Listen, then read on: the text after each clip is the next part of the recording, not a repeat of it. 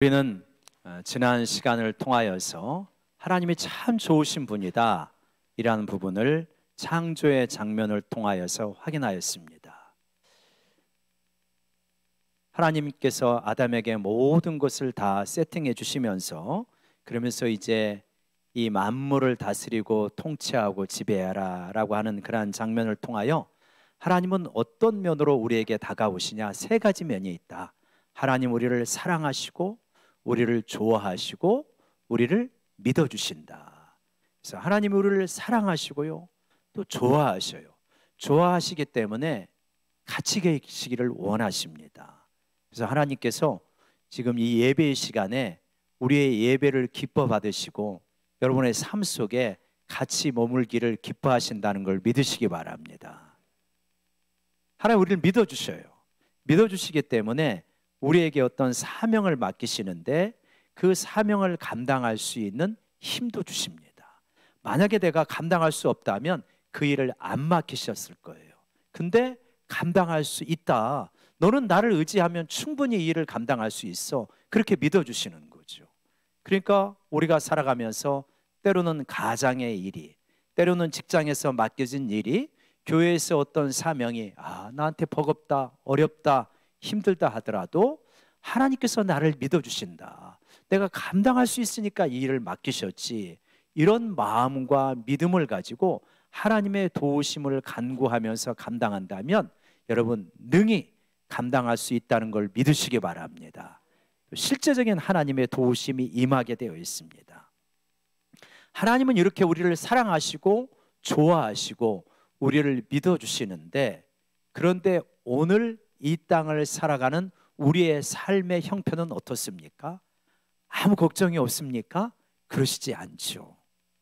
참 고달프다 이런 분도 있으실 겁니다. 심지어는 하나님 왜 나를 이 세상에 만들어 놓으셨어요? 이런 질문을 던지는 분도 있을 수 있어요. 하나님 이제 그만 데려가셨으면 좋겠네요. 이러한 탄식을 하나님 앞에 하는 분도 있을 겁니다. 왜 하나님께서 그렇게 좋으신 분이고 나를 좋아하시고 나를 믿어주시고 나를 사랑하시는데 왜 삶은 이렇게 고달플까? 때로는 빨리 갔으면 좋겠다 이런 생각까지 들까? 우리는 그 원인을 찾으려고 성경을 보다 보면 모든 인생의 고통이 죄에서 비롯되고 이 죄가 아담과 하와가 선악과를 따먹음으로부터 시작되었다라고 하는 것을 금방 알 수 있게 되어지죠. 그러면서 이러한 반문이 생기는 거예요. 아니 하나님이 그 모든 것을 아시는 하나님이 아담이 선악과 따먹을 걸 모르셨을까? 아셨다면 왜 선악과를 그렇게 만들어 놓으셨을까? 선악과가 없었다고 한다면 이러한 죄악으로 인한 고통도 없었을 텐데 이러한 질문을 던질 수가 있어요. 이러한 질문을 신앙생활하면서 안 던져본 사람이 누가 있겠어요? 다 던지죠. 오늘 이 말씀을 통하여서 이 질문에 대한 또 작은 힌트, 대답과 힌트가 주어졌으면 좋겠다 이런 마음을 갖게 되어집니다. 하나님께서 굳이 에덴 동산의 중앙에 선악과를 만들어 놓으신 까닭은 무엇일까요? 세 가지가 있습니다. 오늘 설교는 한 세 가지 대지로 진행이 되는데요. 하나님께서 왜 선악과 나무를 에덴 동산에 만들어 놓으셨을까? 두 번째, 뱀은 어떤 식으로 유혹했을까? 세 번째, 그 결과는 어떻게 되었을까? 이렇게 세 대지가 있게 되어지고요. 첫 번째 대지 가운데 선악과를 왜 하나님께서 만들어 놓으셨을까? 여기에는 또 작은 세 가지 의미가 있습니다. 첫 번째는 뭐냐면 선악과는 관계 유지를 위한 마지막 경계선이다 이렇게 말할 수 있어요. 선악과가 뭐라? 관계 유지를 위한 마지막 경계선입니다. 남과 여가 만나가지고 결혼을 하잖아요. 그러면 서명을 하지 않아도 기본적으로 우리가 부부로 사는데 필요한 마지막 경계선이 있기 마련입니다. 그것을 벗어나게 될 때 관계는 이전과는 같을 수가 없습니다. 부모가 자식을 낳아서 서명을 한 건 아니지만 어떤 부모와 자식 간의 경계선이라는 게 있어요. 그거를 넘어서게 되면 이전으로 돌아갈 수가 없는 거죠. 여러분 이게 인격적인 관계이기 때문에 그런 거죠. 인격적이지 않은 것과의 관계는 그렇지 않습니다. 사람과 사물이 있게 되어질 때, 예를 들어서 돌멩이가 있다고 합시다. 돌멩이를요, 마음대로 옮겨도 발로 툭 차도 뭐 관계에 문제가 생기지는 않습니다. 그런데 사람과 동물의 관계는, 만약에 내가 동물을 잘못 대하면 뭔가 관계에 문제가 생겨요. 저희 어머니 살아계실 때 이야기인데요, 한 번은 집에 내려갔는데 어머니 팔뚝에 상처가 났어요. 그래서 어머니 웬 상처요? 그랬더니 강아지를, 조그만한 그 강아지를 집에서 키웠는데 개가 핥혔다는 거예요. 그 왜 개가 핥혀요? 그랬더니 내가 한번 보여줄게 하면서 양말을 꺼내가지고 얼굴에 씌우는 거예요. 양말을 씌우고 얼굴을 씌우니까 얘가 장난감처럼 막 돌아요. 그리고 벗겨놓으니까 막 이제 씌운 할머니를 핥히는 거예요. 그래서 동물과의 관계에서도 뭐가 있냐면 경계가 있는 거예요. 함부로 할 수 없습니다. 근데 사물은 안 그러잖아요. 동물과는 관계가 있어요. 경계가 있어요. 사람과 사람, 인격과 인격 사이에는 더 심한 경계가 있게 되어진다. 그래서 그 경계를 벗어나게 될 때는 관계가 파괴가 될 수밖에 없습니다. 그래서 관계를 유지하기 위해서는 경계가 있는 것이다. 창세기에 보면 야곱이라는 사람이 등장하는데, 야곱에게는 12아들이 있습니다. 그런데 그 12아들의 장남이 르우벤이라는 사람이에요. 르우벤이 아버지와의 사이에서 경계가 있는데 그 경계를 무너뜨리는 사건이 일어나게 됩니다. 한번 하나님 말씀 한번 보실까요? 여기 보시면 한번 읽어보시겠습니까? 같이요, 시작. 이스라엘이 그 땅에 거주할 때 르우벤이 가서 그 아버지의 첩 빌하와 동참하며 이스라엘이 이를 들었더라. 야곱의 아들은 12이라. 그러니까 르우벤이 있는데 그 아버지의 첩이 있습니다. 빌하라는 사람인데 빌하에게 들어가서 동침을 하게 되어지는 것입니다. 야곱이 이 사실을 듣습니다. 바로 다음 구절에 야곱의 이름이 이스라엘이잖아요. 그러니까 이스라엘이 한마디도 하지 않습니다. 한마디 하지 않았다고 해서 용서한 건가요? 잊은 건가요? 그렇지 않잖아요. 이 일을 꺼내는 순간 너무나 수치스럽고 가족 모두가 고통을 받기 때문에 차마 입 밖으로 꺼내지 않은 것뿐이에요. 야곱은 이거를 가슴속에 깊이 담고 있다가 그가 마지막에 자녀들을 위하여서 유언하면서 축복 기도를 하게 될 때 이와 같이 말을 하잖아요. 야곱이 뭐라고 말합니까? 르우벤아, 너는 내 장자요, 내 능력이요, 내 기력의 시작이라. 유품이 월등하고 권능이 탁월하다마는, 그 다음이요, 물의 끓음 같았은즉 너는 탁월하지 못하리라. 내가 아버지의 침상에 올라 더럽혔음이라. 그가 내 침상에 올랐었도다. 아버지는 잊을 수가 없는 거예요. 그래서 이 관계는 이전과 같을 수가 없습니다. 관계는 깨어진 거예요. 신뢰는 깨어진 것이고, 그래서 르우벤은 장자의 축복을 누리지 못하게 되어진다. 그래서 하나님과 우리 사이에도 선악과라고 하는 경계가 있는 거죠. 그래서 아담아, 이 에덴 동산에 있는 모든 것은 다 네가 누릴 수 있다. 그러나 이 경계만은 넘어서는 안 된다라고 하는 것이 선악과인 거죠. 그래서 그 경계를 넘어서게 되자 관계는 깨어지고 에덴 동산의 풍요를 누릴 수가 없고 쫓겨나게 되는 거죠. 이와 대조적인 사건이 요셉에게 있는데, 요셉은 보디발의 집에 가정 총무가 되어집니다. 그래서 보디발이 요셉에게 말하는 거예요. 요셉아, 내 가정에 있는 모든 일은 너에게 맡긴다. 네가 알아서 다 해. 나는 바깥의 일이 너무 바쁘니까 왕을 모시고 여러 일들을 하니까 너는 네가 알아서 다 해라. 그래서 요셉이 자기 재량껏 가정의 모든 일을 하게 되어집니다. 근데 그때 보디발의 아내가 이 뛰어난 젊은이 요셉에게 연모의 심정을 품고 요셉을 계속 유혹합니다. 결정적인 순간이 있어요. 집안에 아무도 없고 둘만 있는데 요셉을 붙들고 말합니다. 요셉아, 나하고 동침하자. 그러니까 요셉이 거절합니다. 주인께서 집안의 모든 일은 내 마음대로 할 수 있습니다. 그러나 넘어서는 안 되는 선이 있는데 바로 당신입니다. 내가 어떻게 이 일을 행하여서 하나님과 주인에게 죄를 짓겠습니까? 아무도 안 본다. 너하고 나하고 둘밖에 없지 않냐? 아닙니다. 하나님 보고 계십니다 하면서 도망치지 않습니까? 그래서 도망치게 돼서 모함을 받아서 결국 감옥에 갇히게 되어지지만 하나님께서 감옥에 가도 동행하시면서 형통케 하시고 마침내 애굽의 총리까지 이르게 되는 거죠. 하나님의 풍요를 누리게 되어지는 것입니다. 그러나 아담과 같이 이 하나님의 선을 넘어가게 될 때는 풍요를 빼앗기게 되는 거죠. 그래서 너와 나의 친밀한 관계를 유지하기 위한 최소한의 마지막 선이 뭐냐? 선악과다 하는 걸 보여주는 것입니다. 두 번째예요. 왜 선악과의 의미가 있냐면, 왜 선악과를 두셨냐면, 선악과는 선악을 판별하는 기준이 너에게 있는 게 아니야, 나에게 있는 것이다 라고 이렇게 말씀합니다. 우리는 생각하잖아요. 내가 선악 판단하면 좋은 거지, 왜 꼭 그거 하나님이 판단하셔야 되냐. 근데 내가 판단하면 좋을 것 같지만 그렇지가 않습니다.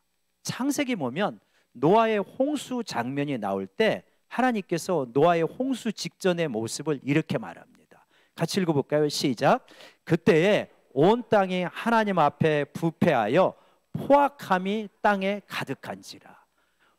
온 땅이 하나님 앞에 부패했습니다. 포악함이 가득해요. 이게 무슨 장면이냐면, 사람들이 태어나면서부터 이 아침에 일어나면서부터 악한 생각을 품습니다. 그래가지고 뭐 하냐면, 이제 거기 보면 하나님의 아들들이 사람의 딸의 아름다움을 보고 자기 마음대로 취하는 장면이 나와요.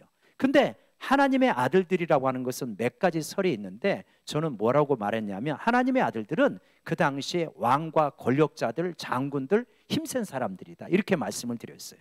그러니까 이들이 평범한 사람들의 아름다운 부인이나 딸이나 있으면 상관이 없어요. 남의 부인이면 어떠냐, 내가 힘 있으면 내가 취하면 되지, 이렇게 되어지는 거예요.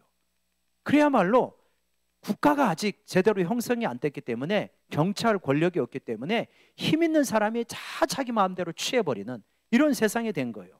그러니까 눈뜨고는 못 볼 지경이 됩니다. 포악함이 땅에 가득해가지고 하나님께서 도저히 못 보겠다, 사람이 자기 욕심대로 살면 어떻게 되냐, 이런 세상이 되고 하나님이 심판하지 않을 수 없다는 거예요.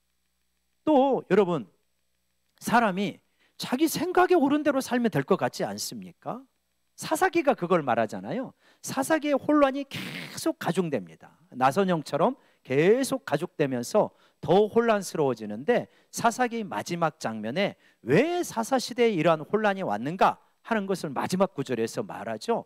한번 우리 같이 읽어볼까요? 사사기 마지막 21장 25절 같이요. 시작. 그때에 이스라엘에 왕이 없으므로 사람이 각기 자기 소견에 오른 대로 행하였더라. 왕이 없었어요. 왕이 없었습니까? 아니라 그랬잖아요. 왕이 있었어요. 누구요? 하나님이요. 하나님이 왕이고 하나님의 다스림을 받아서 사사가 통치를 하는데, 그러한 눈에 보이지 않는 왕은 우리 왕이 아니다 생각해가지고 자기 소견에 오른 대로 행합니다. 자기 소견에 오른 대로 행하면 질서가 있고 뭔가 자유가 있을 것 같잖아요. 전혀 천만의 말씀이에요. 굉장히 혼란해집니다. 여러분, 자기 소견에 오른 대로 행하더라, 이게 요즘에 철학 사조 아니겠습니까? 요즘 시대를 우리가 무슨 시대라고 합니까? 포스트 모더니즘 시대라 그래요. 그러니까 포스트라는 건 지난다는 거예요. 후라는 이야기입니다. 후 근대주의 이런 거거든요. 근대주의라는 게 뭡니까? 근대주의라고 하는 것은 보편적인 진리가 존재한다고 믿는 게 근대주의예요. 그래서 보편적인 진리를 찾아갑니다. 절대적인 진리, 가치가 있다고 생각하는 거예요. 그래서 사람들이 싸우다가도 이게 보편적인 가치야 라고 하면, 그러면 자기 의견을 접을 줄 아는 게 근대주의 사상이에요. 근데 포스트 모더니즘은 아니라는 거예요. 절대적인 가치, 보편적인 가치는 없다는 거예요. 그 가치는 뭐냐? 내 소견에 오르면 그게 옳은 것이다는 거예요. 내가 좋으면, 내 감정이 좋으면 그러면 옳은 것이다. 그러니까 내 감정이 좋고 상대방도 감정이 좋고 그러면은 얼마든지 서로 충돌할 수 있는 거예요. 그러니까 합의라는 게 그렇게 어려운 거죠. 이게 우리가 살아가는 포스트 모더니즘. 우리 나이 드신 어떤 분이 목사님, 포스트 뭐가 뭐요? 나는 그런 거 몰라요. 이렇게 생각할지 모르시지만 실제로 우리는 다 그런 세상에 살고 있어요. 어떻게 할 수 있냐? 옛날에는 하나님이 이렇게 말씀하셨어요 하면은 그냥 순종했습니다. 근데 요즘은 안 그래요. 하나님이 말씀하셨어요. 혹은 목사님이 그렇게 말씀하셨어요. 그래도 내가 내켜야 돼요. 내 감정이 끌려야 하는 거지, 아무리 하나님이 말씀하셔도 내 감정이 안 끌리면 그건 하나님 말씀이고, 그건 목사님 생각이고, 그건 장로님 생각이고, 내 생각은 달라, 내 감정은 달라. 이런 것을 얼마든지 생각하면서 살아가는 시대가 요즘 우리가 경험하는 시대라는 거예요. 근데 이게 자유로운 것 같아도 굉장한 혼란을 가져온다. 그리고 이것이 극단화되어지면 얼마나 이 세상에 살기 힘든 세상이 되는가 하는 것을 우리가 알 수 있어요. 최근 뉴스에 어떤 뉴스가 나왔냐면 부산에 돌려치기 남자, 여러분 아시죠? 돌려차기 남자, 멀쩡한 자매가 자기 그 원룸으로 들어가는데 뒤돌아가 가지고 돌려차기로 상대방을 차서 기절시키고 사각지대로 끌고 가서 못된 짓을 하려다가 발각돼 가지고 결국 이제 재판을 받고 20년을 받았죠. 그 사람에 대한 내용을 한 방송국 PD 수첩에서 방영을 했던 모양이에요. 근데 그 사람이 그 프로그램의 PD에게 편지를 썼는데 그 편지가 나왔더라고요. 공개가 되었더라고요. 근데 그 내용이 뭐냐면 나에 대해서 그렇게 안 좋은 내용을 방영을 하면 이거를 보는 우리 가족의 아픔을 당신이 생각해 봤냐, 이거예요. 우리 성가대 입이 벌어지죠. 이야, 정말 극단적인 자기중심성, 극단적인 이기주의, 멀쩡했던 자기와 아무런 상관도 없는 한 자매의 인생을 박살내놓고 그 가족의 아픔을, 평생 살아도 씻을 수 없는 아픔을 줘놓고 그 아픔에 대해서는 별로 아파하지 않습니다. 자기의 악함을 방영했을 때 자기 가족이 누리는 아픔에 대해서 당신도 PD도 가족이 있는데 생각해봤냐, 이렇게 말할 수 있는, 이게 자기 소견에 옳은 대로 행하는 사람의 극단적인 모습이라는, 여기에 어떻게 보편적인 합의가 이루어질 수 있겠습니까? 여러분 보세요. 하마스가 이스라엘을 공격했지만 하마스 입장에서는 이스라엘이 자기들의 이 지대를 계속 침략하고 약탈해 왔기 때문에 자기들은 어쩔 수 없다, 정당한 공격이라고 말하잖아요. 이스라엘은 어떻게 너희들이 민간인을 공격하고 이렇게 하느냐 하면서 이거 끝까지 우리에게 휴전은 없다, 계속 몰아붙이지 않습니까? 도대체 자기 소견에 옳은 대로 행하는 이 두 민족 간에 화해가 이루어질 수 있겠습니까? 누가 이들을 말릴 수 있겠어요? 누구도 못 말립니다. 그러지 않습니까? 러시아가 우크라이나를 침략했는데 러시아 국민들은 뭐라고 생각합니까? 푸틴이 옳다는 거예요. 그래서 푸틴에 대한 지지도가 굉장히 높지 않습니까? 그러니까 자기 소견에 옳은 대로 행하게 되어질 때 인류의 극심한 혼란, 우리 인생의 이러한 극심한 혼란과 고통은 계속 가중될 수밖에 없다. 그래서 뭐라고 하는 거예요? 선악에 대한 판별은 네가 하는 게 옳을 것 같지? 아니다. 선악에 대한 판별은 너희들을 만들고 너희에게 모든 것을 준 창조주가 해야 되는 것이 맞다. 선악의 판별은 하나님의 말씀이 기준이 돼야, 그래야 너희에게 혼란이 없다. 이러한 의미로 선악과를 주셨다는 거예요. 그래서 선악을 알게 하는 나무를 내가 먹어서 판단하면 좋을 것 같지만 아니구나, 선악은 하나님의 말씀이 기준이 돼야 되는구나, 이거를 가르쳐 주는 것입니다. 세 번째로는 뭐냐면 선악과는 이 땅의 진정한 주인과 왕이 누구인가 라고 하는 걸 말해주는 거예요. 네가 모든 것을 누릴 수 있지만 너는 이 땅의 나그네로 살아가는 거야, 이렇게 말하는 겁니다. 그래서 여러분, 하나님께서 땅에 대해서 이렇게 말씀하시잖아요. 우리 말씀을 보시면 레위기 말씀, 네, 우리 같이 한번 읽어볼까요? 레위기 25장 23절 시작. 토지를 영구히 팔지 말 것은 토지는 다 내 것입니다. 너희는 거류민이요 동거하는 자로서 나와 함께 있느니라. 네, 토지는 누구 것이다? 다 내 것이라는. 하나님께서는 토지에 대해서 굉장히 명확하게 말씀하셔요. 토지는 네 거 아니다. 토지는 네가 잠깐 머물다가 거기 거하다가 떠나가는 것이고 토지는 영구히 내 거야. 그러니까 너는 거류민으로 살아. 여러분, 토지가요 하나님 거고 국민 모두의 것이라고 생각하면요 이 빈부격차가 생각보다 이렇게 크게 벌어지지 않습니다. 그런데 오늘날 토지를 개인의 것으로 소유하는 이런 세상에 우리가 살잖아요. 당연하게 생각하잖아요. 성경은 아니라는 거예요. 성경은 토지는 하나님 거라는 거예요. 그래서 결과적으로는 어떻게 됩니까? 어떤 사람은 한 평도 없어요. 어떤 사람은요 수십만 명이 소유할 수 있는 땅을 가지고도 여전히 부족하다고 느껴요. 그러면서 더 가지겠다고 생각을 합니다. 그러니 이 토지 소유로 인한 빈부격차가 어떻게 줄어들 수 있겠어요? 이게 굉장히 어렵게 되어집니다.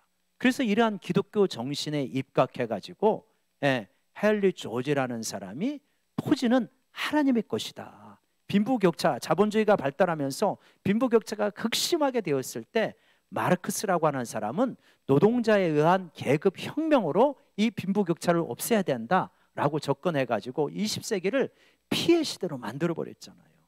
그런데 성경적인 가치를 가지고 헨리 조지는 아니다. 토지는 하나님의 것이기 때문에 토지를 공유해야 된다. 이렇게 했지만 아주 마이너한 운동으로 그쳤죠. 그리고 뭔가 이걸로 변화가 일어나지 않고 있잖아요.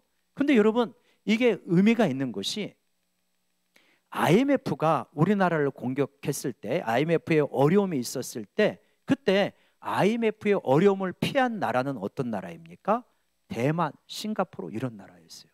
이런 나라 어떤 나라입니까? 토지를 공유하는 나라입니다. 그래서 하나님께서 너는 토지가 네 것이 아니야. 내 거야. 너는 여기 다스리는 잠깐 거류하고 지나가는 것뿐이야. 이렇게 말씀하시는. 그래서 여러분, 이 선악과를 주면서 뭘 말씀하시냐면 인생의 여러 가지 것들이 네 것 같지 이거를 내가 너한테 맡긴 거다. 너는 그것을 늘 기억해야 된다라고 말씀하시는 거예요. 그래서 여러분, 우리 인생이 나그네요. 하나님께서 우리에게 준 많은 것들, 재능이라든가 건강이라든가 미모라든가 실력이라든가 이런 것들은 하나님이 우리에게 일시적으로 맡긴 것이구나 라고 생각하며 살면요 인생이 굉장히 풍성해진다는 것을 믿으시기 바랍니다. 이건 내 거라고 생각하는 가운데 교만이 있고요, 내 거라고 생각하는 가운데 삶에 여러 가지 어려움들이 생기는 거예요. 여러분, 인생을요 잘 살려면 어떻게 하냐면 이렇게 살아보라고 사람들은 권면하잖아요. 이 시대의 지혜자들은 오늘이 인생의 마지막 날인 것처럼 살아봐라. 당신에게 한 달밖에 없다고 생각하고 여러 가지 것을 한번 정리해봐라. 그러면은 저는 그런 실험을 많이 하거든요. 그러면 많이 달라져요. 그러면 여러분, 누군가를 미워할 수 있겠습니까? 오늘 내 인생이 마지막 날이란다면 어떻게 미워해요? 미워할 수가 없어요. 오늘이 내 인생의 마지막 날이라면 뭐 과도하게 욕심을 부릴 수 있겠습니까? 아닙니다. 내가요 수십 년, 수백 년 살 것처럼 생각하니까 그렇게 죄도 짓고요, 그렇게 악하게 미워하기도 하고 패도 가르고요, 못된 짓 하는 겁니다. 내가 오늘만 살아가고 한 달밖에 못 산다면 사람이 의외로 착해집니다. 우리 옆 사람에게 한번 권면합시다. 의외로 착하게 삽시다. 시작. 의외로 좀 착하게 삽시다. 자, 그래서 그러한 세 가지 의미로 하나님께서 선악과를 주셨다. 자, 두 번째 큰 단락이에요. 그런데 이렇게 좋은 하나님께서 에덴 동산을 주시고 중앙에 선악을 알게 하는 나무를 주셨는데 이 뱀이 와가지고 유혹을 합니다. 뱀이라고 하는 것은 가장 강교했다고 하는데 사탄이, 마귀가 뱀의 형태로 나타나고 보는 것이 무난한 거죠.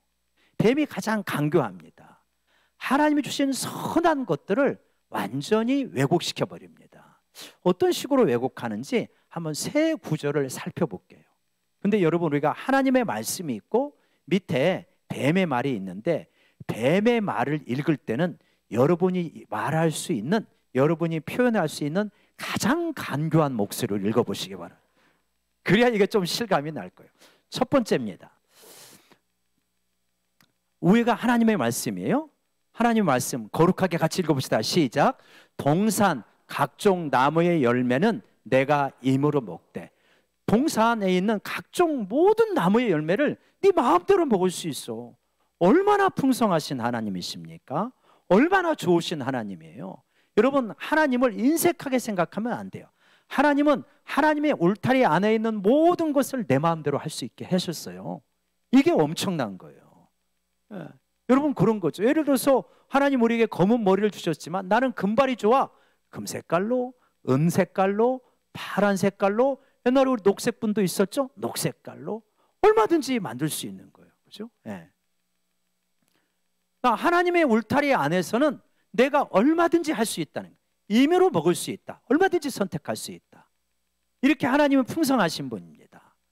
그런데 마귀는 이렇게 말하는데, 자, 가장 강교한 목소리로 시작. 하나님이 참으로 너희에게 동산 모든 나무의 열매를 먹지 말라고 하시더냐? 가장 좀 간교하게. 자, 이 말을 자세히 생각해 보면 어떻습니까?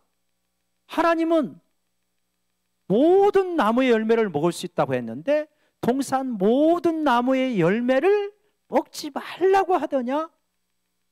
굉장히 하나님의 풍성함을 축소시키고요, 하나님의 선하심을 비틀어 버립니다. 마귀의 특성이 뭐냐면 하나님의 말씀을 비트는 데 있어요. 하나님의 선하심을 교묘하게 비틉니다. 하나님의 말을 전달하는데 비틀어서 전달해요. 여러분, 어떤 사람이 마귀 역할을 하냐면 누군가가 한 말을 비틀어서 전달하는 사람이 마귀예요. 별거 아니에요. 하나님의 풍성함을 인색한 분으로 만들어버려요. 그래가지고 의심을 심어주게 되는 것입니다. 그래서 여러분, 우리가 이러한 마귀의 술책을 잘 이해해야 된다. 두 번째요. 두 번째, 하나님께서는 이렇게 말씀하셨어요. 같이 읽읍시다. 시작. 선악을 알게 하는 나무의 열매는 먹지 말라. 명확해요. 선악을 알게 하는 나무의 열매는 먹지 말아라. 명확합니다. 그런데 이 명확한 말에 먹어도 돼, 먹어라, 이렇게 말하지 않아요. 어떻게 말합니까? 이렇게 유혹합니다. 같이요. 시작. 먹는 날에는 너희 눈이 밝아져 하나님과 같이 될 거다. 그렇죠? 먹지 말아라고 말하지 않고, 만약 네가 먹는다면 어디에 방점이 찍혀요? 눈이 밝아진다니까. 네가 하나님처럼 된다니까. 그러니까 하나님의 명령을 어기는 거는 슬그머니 넘어갑니다. 그리고요, 어겼을 때 주어지는 보상은 엄청나게 크다고 보상으로 유혹을 하는 거예요. 이게 전형적인 누구의 술책이다? 사기꾼의 술책이다. 사기꾼은 이렇게 이야기합니다. 다단계 사기꾼은 어떻게 하냐면 이렇게 할 거예요. 아마 주변에 있는 사람 데려와. 그러면 네가 부자가 될 수 있어. 주변에 있는 사람들이 데려와서 조금 희생하고 안 하고 그거 상관없고, 그러면 네가 엄청나게 부자가 된다니까. 사기꾼은요, 보상에 주목하게 해요. 이 과정에 주목하게 하지 않습니다. 법을 어기는 것에 주목하지 않게 해요. 이거는 슬그머니 두리뭉실 넘어간다니까요. 그런데 보상은 이렇게 크단다. 보상에 강조를 해요. 여러분, 그렇잖아요. 뭐 인터넷이라든가 혹은 뭐 여러 가지 주변에 있는 사람들 그러지 않습니까? 나한테 이만큼만 가져와 봐. 그러면 내가 몇 개월 안에 튀겨줄게. 배로 만들어줄게. 이게 다 사기꾼의 수법이잖아요. 보상에 귀를 기울이게 만드는 거. 그래서 네가 만약에 먹는 날에는 눈이 밝아진다니까. 하나님과 같이 돼. 얼마나 좋은 일이냐. 그래서 하나님을 슬그머니 거부하게 만드는, 그게 마귀의 술책이다. 세 번째입니다. 또 뭐라고 그러냐면요, 하나님은 분명히 이렇게 말씀하시죠. 시작. 내가 먹는 날에는 반드시 죽으리라. 네가 먹는 날에는 반드시 죽어. 이게 하나님의 그냥 무슨 타협의 여지가 없어요. 그죠? 명확합니다. 그런데 이제 마음이 조금씩 하와가 넘어왔잖아요. 넘어오니까 결정차를 때립니다. 시작. 너희가 결코 죽지 아니하리라. 처음에는 정면으로 어기지 않았지만 나중에는 정면으로 어기게 만들어버립니다. 너희가 결코 죽지 아니하리라. 그래가지고 하와가 먹고 그거를 아담에게 주게 되어집니다. 그러자 눈이 밝아졌죠. 수치를 깨닫게 되어집니다. 그리고 몸을 가리게 되죠. 자기의 부끄러움을 가리고 결국은 하나님 앞에서 떠날 수밖에 없는 것이죠. 자, 여러분, 큰 세 번째입니다. 이렇게 하나님께서 좋은 의도로 주시는 선악과를 뱀이 뒤틀어서, 하나님의 말씀을 뒤틀어서 결국은 하나님과의 선을, 관계의 선을 넘어가게 되고 선악과를 따먹게 되었을 때 결과적으로 그러면 어떻게 되는 것이냐? 우리는 그 결과를 잘 알고 있지 않습니까? 아담은 에덴 동산에서 떠날 수밖에 없었고 하나님과의 전적인 신뢰의 관계는 깨어지게 되었습니다. 물론 하나님께서 긍휼을 베푸시지만, 그렇지만 예전 같을 수는 없는 거예요. 그래서 아담은 땀을 흘려야만 먹고 살 수 있게 되고요, 하와는 출산의 고통이 크게 되어집니다. 그리고 자연까지 타락해가지고 자연에서는 가시와 엉겅퀴가 나오게 되어졌잖아요. 여러분, 그런데 이러한 아담에게 벌어진 일은 아담 한 사람에게만 벌어진 일이 아니다. 물론 우리 인류의 대표로서 하나님 앞에 서 있기도 했지만 아담은 역사적인 인물이거든요. 아담은 가상의 인물이라고 생각하면 안 됩니다. 아담은 역사적인 인물이에요. 예수님이 역사적인 인물이듯이 아담도 역사적인 인물이죠. 그래서 예수님을 통하여서 우리가 구원을 받듯이 아담을 통하여서도 우리가 이 어떤 타락한 그러한 세상에서 태어나게 되는 거죠. 그래야 이게 서로 맞대응되어서 맞는 이야기가 되거든요. 자, 그런데 이거는 아담에게 벌어진 일은 아담 한 사람에게만 벌어진 게 아니고 아담에게 다가온 유혹은 아담에게만 온 게 아니고 우리에게 계속 동일한 형태로 오게 되어집니다. 대표적으로 예수님에게 그런 유혹이 왔잖아요. 그래서 예수님은 그 유혹을 물리치고 승리를 하십니다. 둘째 아담이신 예수님은 승리하죠. 그런데 이와 비슷한 유혹을 가진 그러한 모습이 어디에 나오냐면 누가복음 15장에 나오는데, 누가복음 15장의 둘째 아들입니다. 둘째 아들도 마귀가 옆에서 속삭이진 않았지만 마음속에서 유혹이 온 거예요. 야, 아버지 집에 있기 싫다. 아우, 저 꼰대 비슷한 양반, 맨날 그냥 이 아버지 집에 먹을 것도 많고 아버지는 부유하고 좋은 분이긴 하지만 너무 인생이 답답해. 아우, 재미없어. 큰 도시로 가서 화려하게 짜릿하게 내 인생 한번 좀 멋지게 살아봐야 그래야 인생을 제대로 사는 거지, 이게 무슨 인생을 아버지 집에서 맨날 아버지 말만 듣고 제대로 사는 거냐. 그래가지고 아버지한테 유산 좀 주세요. 그래서 유산을 받고 큰 도시로 나가지 않습니까? 도시로 나가가지고 처음에 나가니까요, 세상이 환영을 합니다. 여러분 잘 아셔야 될 게 뭐냐면 예수 믿는 사람이 세상에 나가면 처음에는 세상에 엄청난 환영을 받는다. 환영을 받아요. 돈 있죠, 젊음 있죠. 그러니까 주변에 사람들이 다 붙습니다. 그래갖고 그 재산을 다 탕진하잖아요. 흉년이 듭니다. 아무것도 없네. 그래서 어떻게 합니까? 돼지를 치는데 돼지가 먹는 지업 열매도 먹을 수가 없는 세상이 돼버린 거예요. 그렇게 되어지지 않습니까? 둘째 아들이 경험하는 것, 아담이 경험하는 것, 오늘날 우리 현대인들이 경험하는 것하고 비슷하다. 하나님의 품이 싫다는 거예요. 아버지의 품이 싫다는 거예요. 내 마음대로, 내 욕심대로, 내 소견대로 살고 싶다, 이런 것입니다. 그런데 그 결과는 어떻게 되냐? 이렇게 되어지는 것입니다. 요한복음 15장에서 예수님께서 아버지의 품 안에 있는 삶과 아버지의 품 밖에 있는 삶, 아버지 집에 있는 삶과 아버지 집 밖으로 나가는 삶을 이렇게 말하는데요. 우리 같이 한번 읽읍시다. 시작. 나는 포도나무요 너희는 가지라. 그가 내 안에 내가 그 안에 거하면 사람이 열매를 많이 맺나니 나를 떠나서는 너희가 아무것도 할 수 없습니다. 보십시오. 예수님은 포도나무예요. 우리는 가지예요. 그래서 내가 그 안에 그가 내 안에 있으면 열매를 많이 맺습니다. 그러니까 아담이 에덴 동산에 있으면 열매를 많이 맺는 인생이 되는 거예요. 둘째 아들이 아버지 집 안에 있으면 열매가 풍성한 거예요.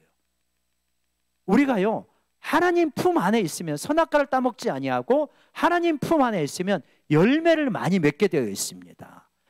아멘이십니까? 그래서 여러분, 우리 젊은 세대에게 말하는데, 내 인생에 열매가 많아지고 싶어요. 복잡할 거 없어요. 그냥 예수님 품 안에만 있으면 열매는 맺혀져요. 그런데 아까 15장 5절에서 다시 보여주시면, 그런데 가지가 그것이 싫다고 떠나잖아요. 그러면 어떻게 됩니까? 너희가 나를 떠나서는 아무것도 할 수 없습니다. 나를 떠나서는 많이 할 수 있을 것 같은데 결론은 아무것도 할 수 없어요. 그래서요, 6절에 뭐라고 말합니까?